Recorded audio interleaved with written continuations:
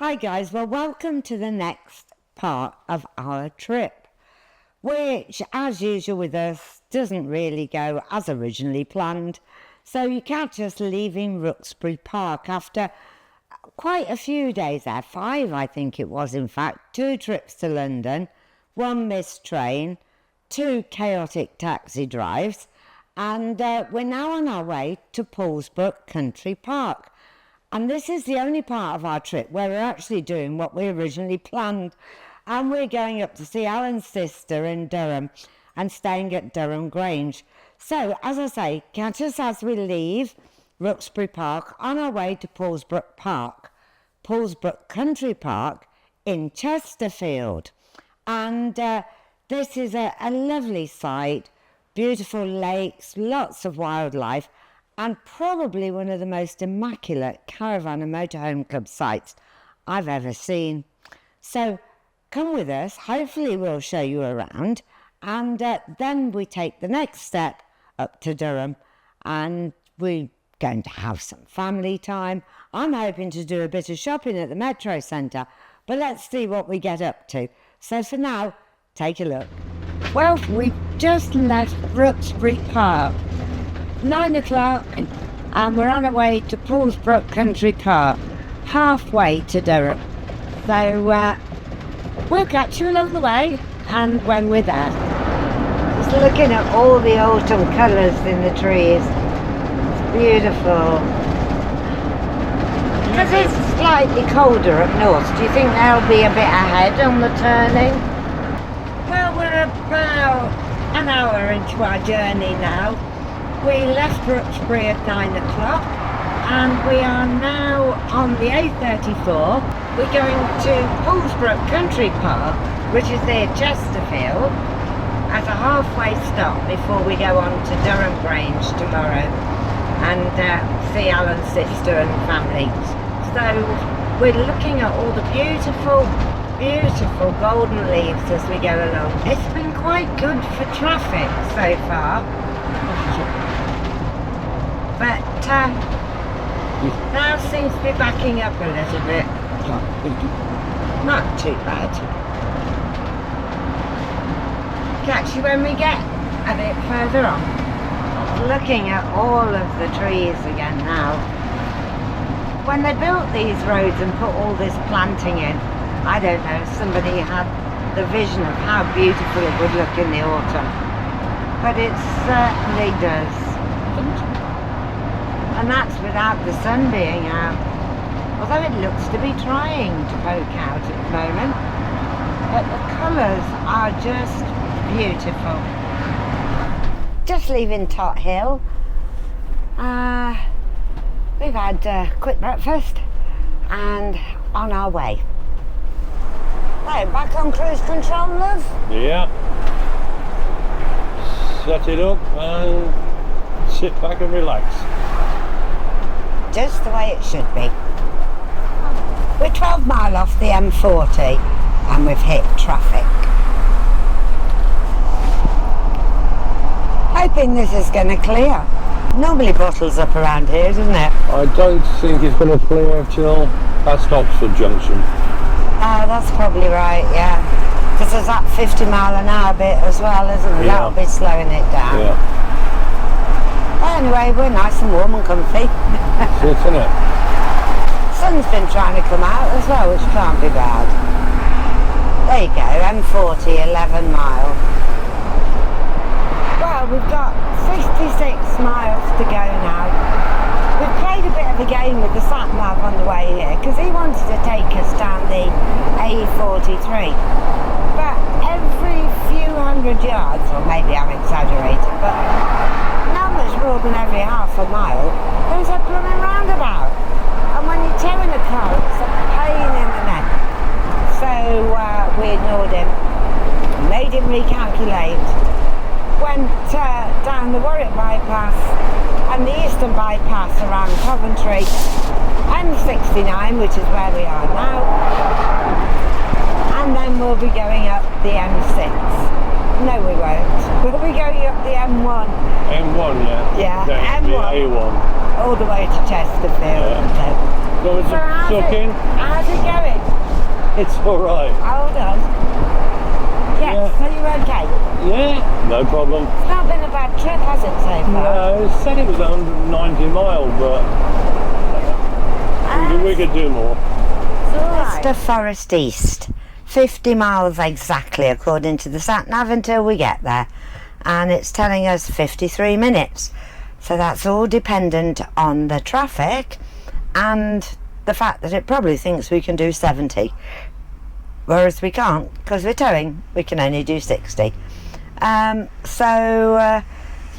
should be there shortly. Well, we're here at Poolsbrook Park, and when we arrived here, it was beautiful and sunny. So we thought we'd get through a few little jobs, things that we needed to do.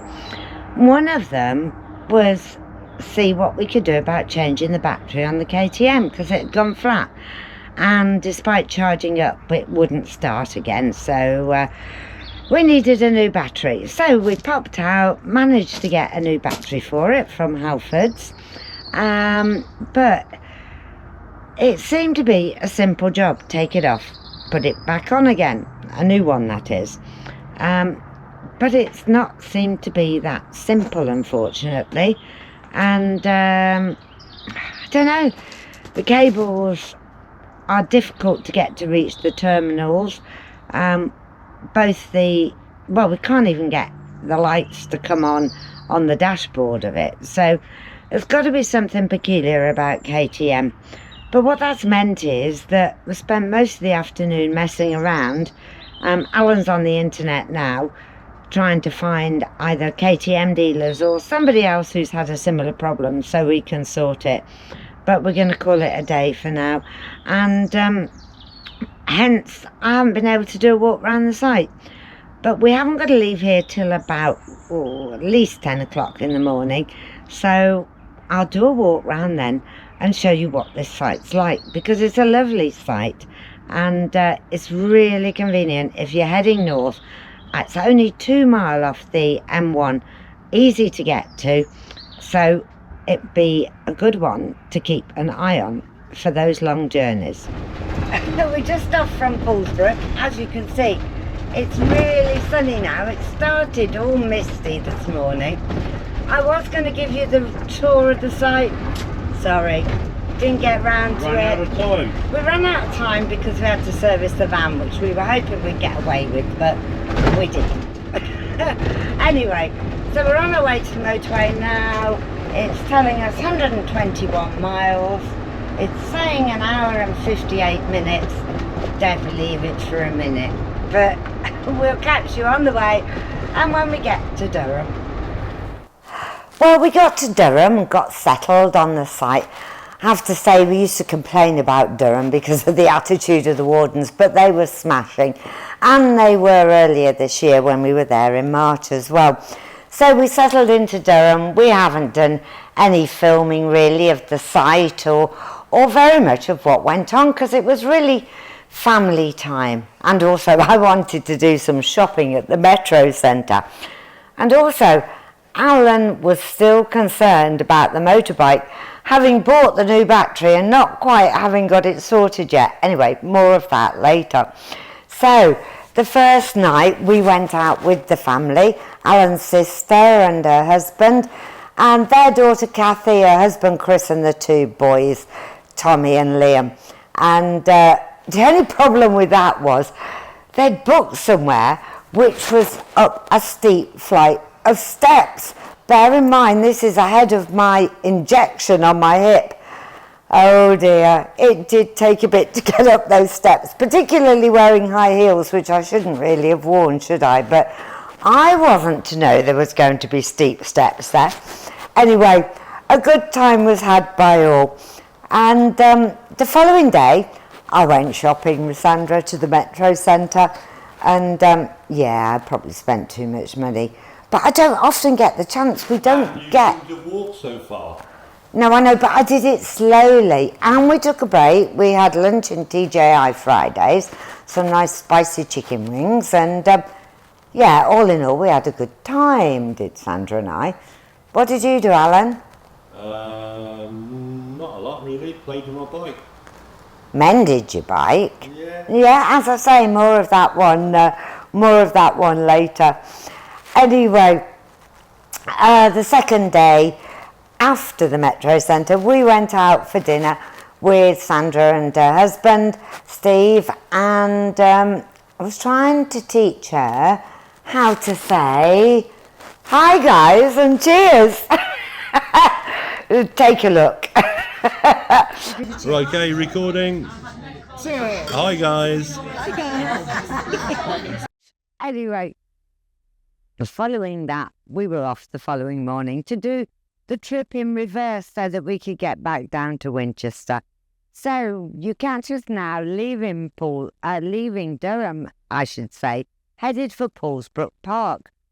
And I do manage to catch that site tour, but not just of the site. And you'll see on the next video we'll put out the beautiful country park and all the bird life. It is lovely, so don't miss that next one coming up soon. So I said more of the bike later, and this is the result of what Alan got up to while I was out spending money. Well, Alan mended the bike. It was dead easy, really. You'd think a battery would go in upright, but it's sealed, so you don't have to worry about the acid coming out. So the answer was, it goes that way. Then everything fits, but the problem was we connected it up beforehand, blew the fuse, but there's a spare fuse, so you change the fuse, put the battery in right, which was actually quite simple, wasn't it, Alan, in the end? Dead easy. And now it starts. My baby. Yeah, your baby. I've got to get to it though, Alan. Oh dear. Right. Don't need the clutch. Don't need the clutch, is it in neutral? Yes. Ah. Turn it on and fire it up. It should say ready to race. Ready to race. And the red button. Yeah. Yeah? There it goes.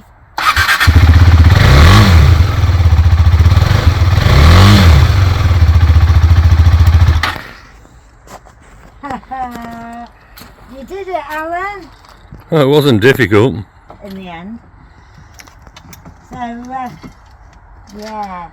We wanted to make sure it was all ready because we're hoping to go to the continent for Christmas, December, January, maybe into February. Not sure yet.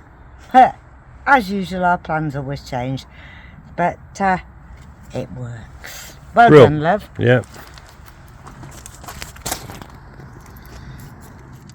So tomorrow we are off to Poolsbrook Park, halfway on the way to Winchester.